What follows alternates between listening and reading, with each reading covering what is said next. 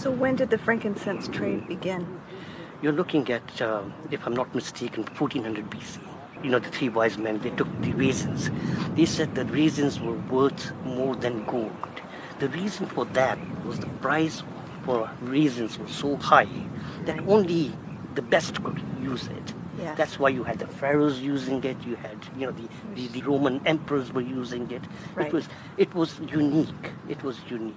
I want to introduce you to Ashad. He's our frankincense partner from Oman. This is where all the frankincense trees grow in the Dhofar region. This is a wadi, which is a valley in between two mountains. At the bottom of the wadi, water is accumulated within the limestone. If you look at the root system over here, the trees are actually sucking the water to survive from these stones. It starts off like a milky liquid and then dries out into crystals. It started dropping and you can see it crystallizing. After about 2 weeks, it will be collected by the harvesters. This will be done about 3 to 4 times in a season. If you look at this insium, this was made last year and it is healing. Once the season finishes, this particular area will be left to rest. These trees and where they grow with very little soil, they're so resilient. The person who's been tapping the trees here has been camping out. He'll stay out here with the trees as he's tapping them.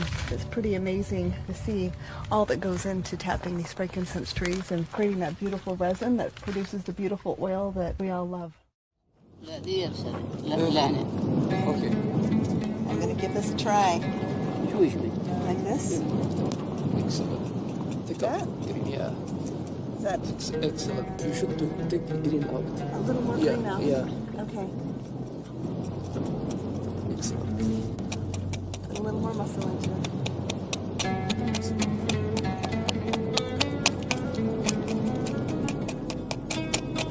So you go just to take off the green. Just barely shave off that layer. So we're in a wadi in Oman, and I was just taught how to score a frankincense tree. So this is the first score. They'll come back in 14 days, and what you can see here is the resin coming out. Yeah. They will collect the resin, and then they'll score it again.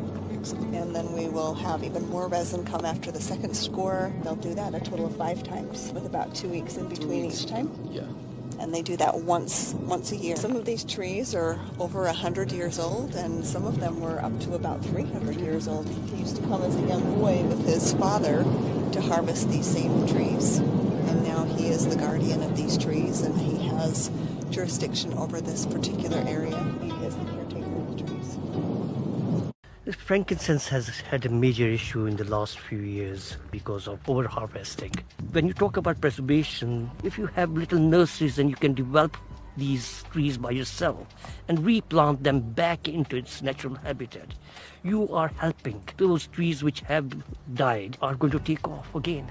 I think this is important. This is very, very important, and we should try to emphasize that propagation is the only way forward. What we have done over here is just the first step towards that goal. Wow. Baby frankincense trees! These were done from seedlings. Those are from cuttings. Wow. Look at that.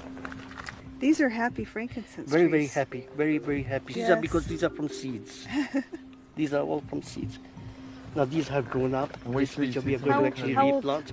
This is about 4 months. Oh, really? 4 or 5 months. These are all from seeds. Within a few months they will become big. These seeds were planted about a month ago. When we actually start growing these seedlings, we have a bag. As soon as they're sprouted, we start putting them in bags like this. And then others Those are from also, cuttings? Those are from cuttings. Yeah. Those are from cuttings. It shows that this will grow. So both ways. Both ways they will. Work. This is about a year. Yeah, less than a year. Wow. So you can actually transplant a whole frankincense tree from one place to another, and it Okay. will live. You can see it's taking off. These are your It's still that- babies growing up. That's right, yeah.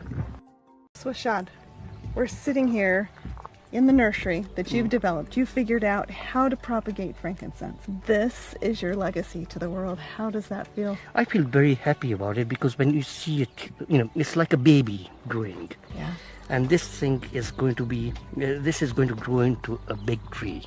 And that is going to support many, many different projects in the future. When you actually distill something, you create jobs this way. Yes. You are helping the local community as well. We can take as much from nature as possible, but you need to give something back to that nature. If you take something from the ground, you have to give something back into the ground. This is the heritage of a country, of Oman. People use it on a daily basis in their homes. This is something which we need to share with the rest of the world.